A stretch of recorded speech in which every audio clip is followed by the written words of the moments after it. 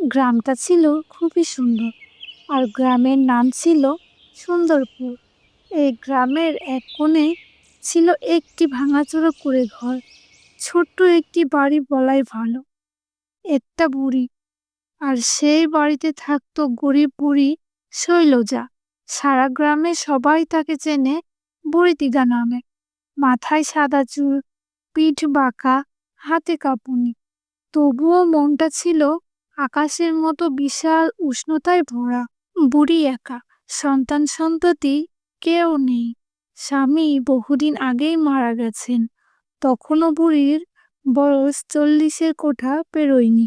তারপর কতদিন কেটে গেছে, বয়স হয়েছে। হঠাৎ করে ছোট্ট পল্লবী দৌড়ে এসে বলল, বুড়ি দিদা, বুড়ি দিদা, আজকে তুমি আমাকে গল্প বলবে না? তোমার গল্প শুনতে আমার খুব ভালো লাগে। তুমি যে প্রতিদিন মজার মজার গল্প বলো, এগুলো আমার খুব ভালো লাগে। এই জন্যই তো রোজ রোজ তোমার কাছে আসি সেই গল্প শুনতে। তুই কিসের গল্প শুনবি রে পল্লবী? আমাকে বল, আমি তোকে মজার একটা গল্প শোনাবো। বুড়ি দিদা, তোমার উঠোনের এই বড় 3 ফলের গাছের গল্প শুনতে চাই। এক গাছে 3 ফল হয়, তাই প্রথম দেখলাম। এই 3 ফলের গল্প শুনবো আজকে। কমলা, চেরি, আঙ্গুর ফল একসাথে কিভাবে হলো, এই গল্পটাই আজকে শুনবো তোমার কাছ থেকে। শৈলজা বুড়ি চোখ মেলে তাকিয়ে থাকে গাছের দিকে। তার চোখে ভেসে ওঠে এক পুরনো দিনের কাহিনী, ফিরে দেখা 50 বছর আগের কথা। শৈলজা তখন সদ্য বিধবা, অন্ধকারের মতো ভারী হয়ে এসেছিল। সংসার ছিল না, ছিল না জমি, ফসল কিংবা সহায় সম্বল।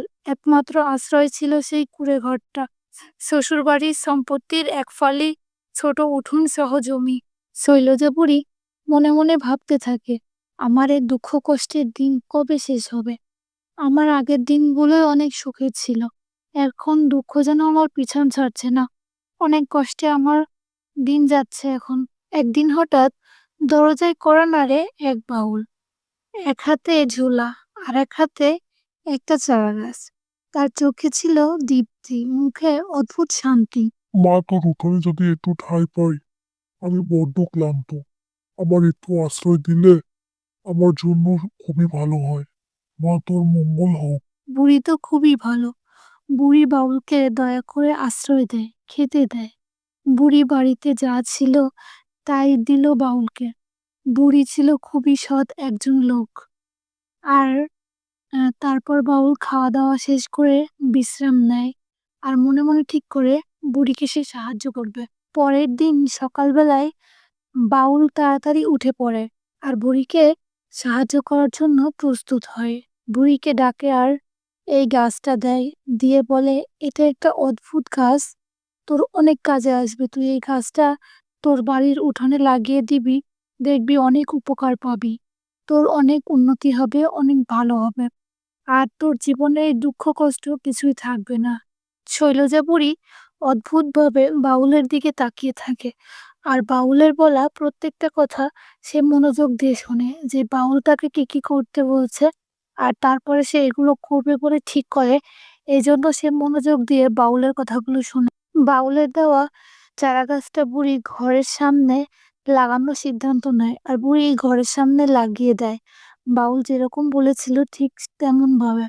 আর বুড়ি তো অবাক হয়ে যায়, এই গাছটার সাথে সাথে বড় হয়ে যায়, আর 3 রকমের ফল, পুরো গাছে ফল ভর্তি। এটা দেখে তো বুড়ি মহা খুশি, আর অনেকটাই অবাক হয়ে যায় এটা দেখে।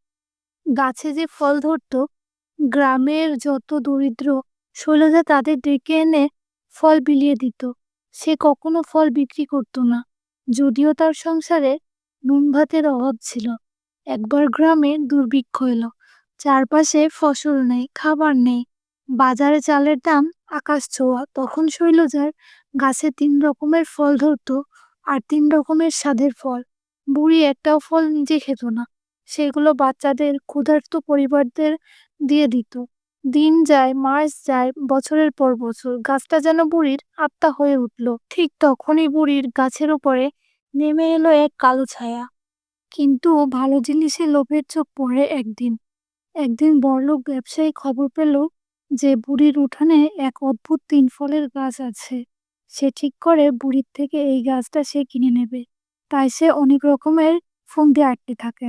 একদিন সেই ধনী ব্যবসায়ী বুড়ির বাড়িতে আসে আর বুড়িকে বলে, বুড়িমা, গাছটা আমার কাছে বেচে দাও, আমি 1000 টাকা দিচ্ছি, যত টাকা লাগে লাগুক, তবুও গাছটা আমার চাই। এই গাছটা আমার নজরে পড়েছে, এটা আমারই লাগবে, এটা আমি না নিয়ে কোনো মতেই ছাড়বো না। এটা শুধু গাছ নয়, এটা আমার সন্তান, আর সন্তানকে কেউ কি বিক্রি করে? এটা আমি কারো কাছে বিক্রি করব না। এই গাছ থেকে আমাদের গ্রামের প্রত্যেকটা মানুষের সাহায্য হয়, প্রত্যেকটা মানুষ ফল পায়। আমাদের গ্রামে যত ছোট ছেলে মেয়ে আছে, বৃদ্ধরা আছে, তারপর অনেকে যারা খেতে পায় না, ক্ষুধার্ত, তাদেরকে ফল দিয়ে সাহায্য করা হয়। সেদিন শৈলজা বুড়ি ফল পাড়ে এবং গ্রামের সকলকে দেয়, ক্ষুধার্ত শিশুদেরকেও দেয়, অনেককে সে ফল দেয়। ফল দেওয়ার পরে সে তার সমস্ত কাজকর্ম শেষ করে এবং গাছের যত্ন নেওয়ার পরে সে বিশ্রাম নিতে যায়। সে যখন বিশ্রাম নিতে যায় তখন সেই দুষ্ট ব্যবসায়ী মনে মনে ফন্দি আঁটে যে আজকে সেই গাছটা কেটে নিয়ে যাবে। এই জন্য সেই ব্যবসায়ী একটা লোক নিয়ে আসে, আর সেই লোকটা যখনই গাছটা কাটতে যায় কিন্তু সে গাছটা কাটতে পারে না। সে অনেকবার চেষ্টা করার পরেও গাছটা কাটতে সে ব্যর্থ হয়। অনেক চেষ্টা করেও তারা গাছটা কাটতে পারে না আর নিতেও পারে না। শৈলজা বুড়ি তখন এই গল্পটা বলতে থাকে পল্লবীকে, আর পল্লবী অবাক চোখে তাকিয়ে বুড়ি দিদার দিকে তাকিয়ে আছে আর সে গল্পটা শুনছে। পল্লবীর তো খুবই ভালো লাগছে বুড়ি দিদার এই 3 ফলের গাছের কথা শুনে, খুবই খুশি সে। বুড়ি দিদা পল্লবীকে বলে, এই গাছ ভালোবাসা চায়, লোভ নয়। লোভের আশায় কেউ গাছ কাটলে ফল পাবে না। বুড়ি দিদা বলল, অভিশপ্ত নয়, আশীর্বাদ পুষ্ট, ওতে হাত লাগানো পাপ।